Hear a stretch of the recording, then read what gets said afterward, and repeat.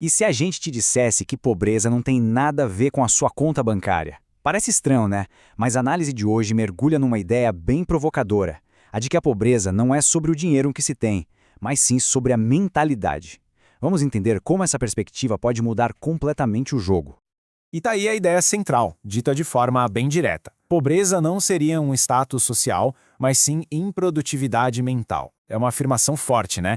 E que força a gente a repensar totalmente o jeito como a gente mede riqueza e necessidade. Bom, para a gente entender essa ideia a fundo, primeiro a gente precisa desmontar alguns conceitos que parecem óbvios. Vamos então redefinir o que realmente significa ser pobre e o que significa ser rico, mas por essa nova ótica. Então, o que é pobreza nesse novo conceito? É a estagnação, a mente que não produz. A fonte dá um exemplo bem extremo. Imagina alguém com 10 milhões na conta, mas que não gera mais nada de valor. Essa pessoa, por essa lógica, ainda estaria vivendo um tipo de pobreza. A virada de chave é essa. O foco sai do ter e vai para o gerar. E se pobreza é improdutividade, a riqueza, claro, é o contrário, é produtividade. Não se trata de acumular coisas, e sim da capacidade constante de criar, de gerar valor, de transformar uma ideia em algo real. Olha, esse slide aqui resume a mudança de paradigma de um jeito perfeito. A gente deixa para trás aquela visão tradicional de riqueza como um cofre parado, sabe? Cheio de coisas, e passa a enxergar a riqueza como algo dinâmico, que está na engrenagem da mente, na capacidade de agir. Resumindo, não é sobre o que se tem, mas sobre o que se é capaz de fazer.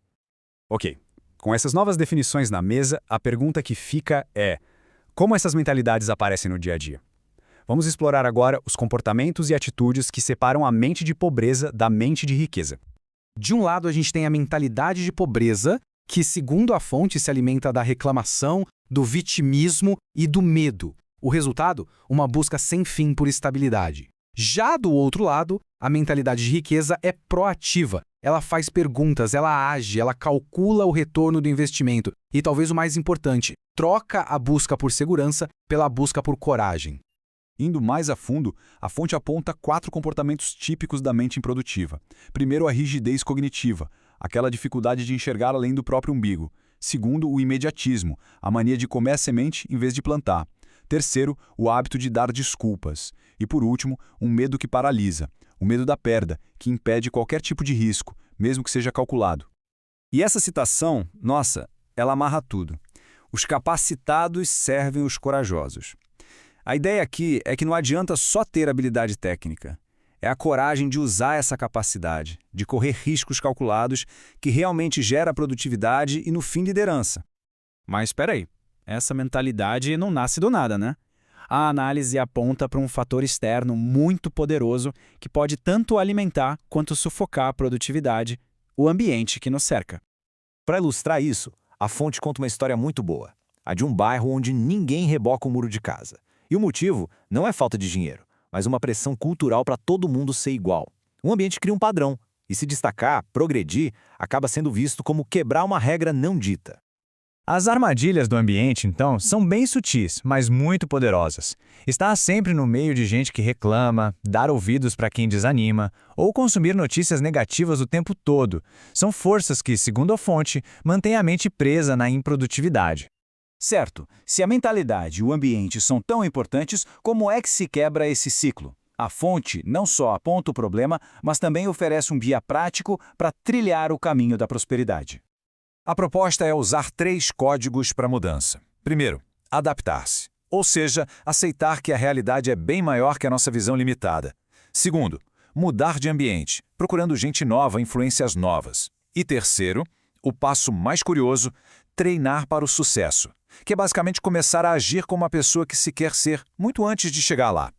E para deixar bem claro o que significa treinar para o sucesso, a fonte compartilha uma história pessoal e bem marcante sobre um helicóptero. Olha só essa jornada. Durou 5 anos e começou com um treino mental bem simples. Em todo lugar que ia, a pergunta era: tem ele ponto? Isso foi condicionando a mente para uma nova realidade. Aí veio o gatilho, um convite que tornou o abstrato uma necessidade real. Isso levou ao salto de fé, gastar R$ 32 mil encarando de frente o medo de perder dinheiro. E a revelação final foi perceber que o helicóptero não era um luxo, era uma ferramenta de produtividade, validando todo aquele treino mental. A lição, portanto, é bem clara. O sucesso não acontece por acaso. Ele tem que ser treinado. É o resultado de um condicionamento intencional da mente e do comportamento, muito antes de a coisa acontecer de verdade. E tudo isso nos leva à pergunta central de toda essa conversa. Se riqueza não é só o saldo na conta, então, o que é a verdadeira riqueza? Dá uma olhada nesse número, 10 milhões de reais. Para muita gente, isso é o símbolo máximo de sucesso, a definição de riqueza. Mas e se não for bem assim? Aí vem a pergunta provocadora. Se alguém tem essa grana no banco, mas a capacidade de produzir dessa pessoa zerou, ela ainda pode ser considerada pobre segundo essa lógica? A resposta para essa pergunta está em uma sigla, CGR, ou Capacidade Geradora de Riqueza. Essa sim, e não o saldo bancário, seria a verdadeira medida da prosperidade. E o que forma essa capacidade?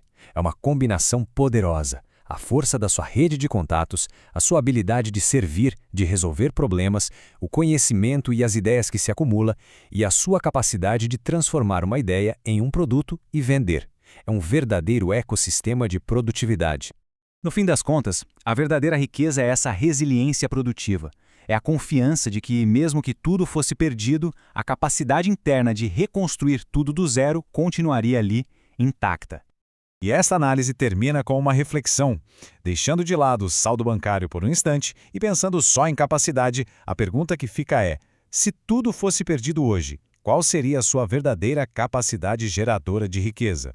Essa, segundo a fonte, é a pergunta que realmente define a prosperidade de alguém.